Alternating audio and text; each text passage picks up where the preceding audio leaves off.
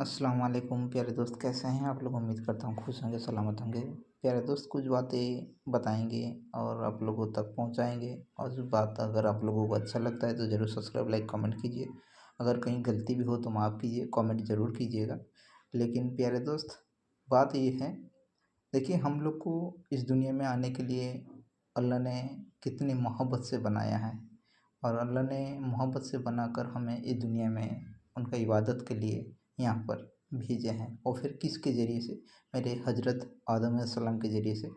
तो आदम अलैहिस्सलाम को बनाया मिट्टी से, फिर अल्लाह ने उन पर रूह डाले और डालने के बाद जन्नत में रखा।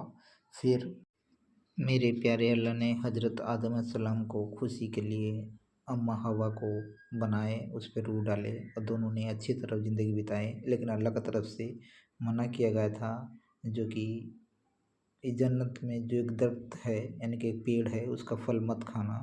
और उन्होंने फल खा लिया शैतान की बातों में आकर। और फिर अल्लाह ने उन दोनों को इस धरती में भेज दिए, क्योंकि अल्लाह को पता था इंसान ही गलती करेगा और उसके वजह से उसको इस धरती में जाना पड़ेगा।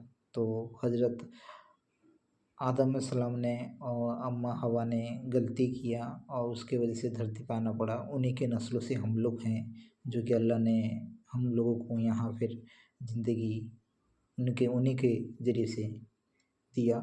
और हम लोग उनका इबादत नहीं करते। एक बात सोचो, खून के बूंद से इंसान के शक्ल में बनाकर और फिर हम लोग को इस दुनिया में लाकर खड़ा करने वाला मेरे अल्लाह नहीं तो और कौन है। और फिर भी हम लोग अल्लाह को मानते नहीं हैं, कभी कभी दूसरे ख्यालात में चले जाते हैं और हम लोग हर टाइम गुनाह की दुनिया में फंसे रहने की कोशिश करते हैं, लेकिन अल्लाह का इबादत नहीं करते।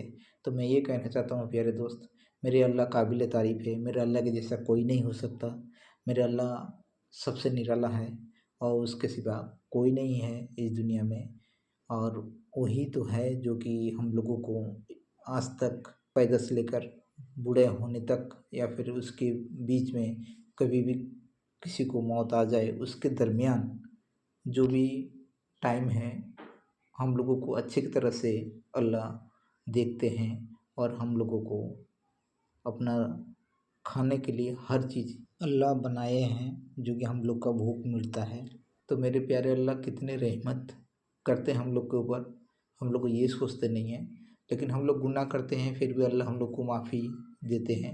लेकिन फिर भी अल्लाह को हम लोग चाहते नहीं हैं, अल्लाह की इबादत करने से पीछे हट जाते हैं। तो प्यारे दोस्त, अल्लाह की इबादत करें और अपना हक अदा करें, क्योंकि अल्लाह के सिवा कोई नहीं है माफ़ी करने वाला। और क्योंकि अल्लाह बेशक बहुत नबी भेजे हैं, जैसे कि आखिरी नबी मेरे हुजूर मोहम्मद मुस्तफ़ा सल्लल्लाहु अलैहि वसल्लम, उन्हीं के ज़रिए से हम लोग गुनाह से माफ़ी मांगते हैं और उन्हीं के ज़रिए से हम लोग इस दुनिया में जीते हैं।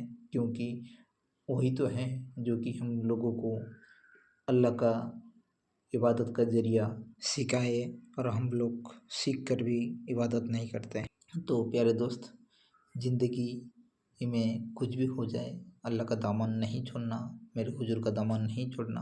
बेशक मेरे हुजूर की बातें मानकर अल्लाह की इबादत करो और उसमें आप नेकी कमाओगे।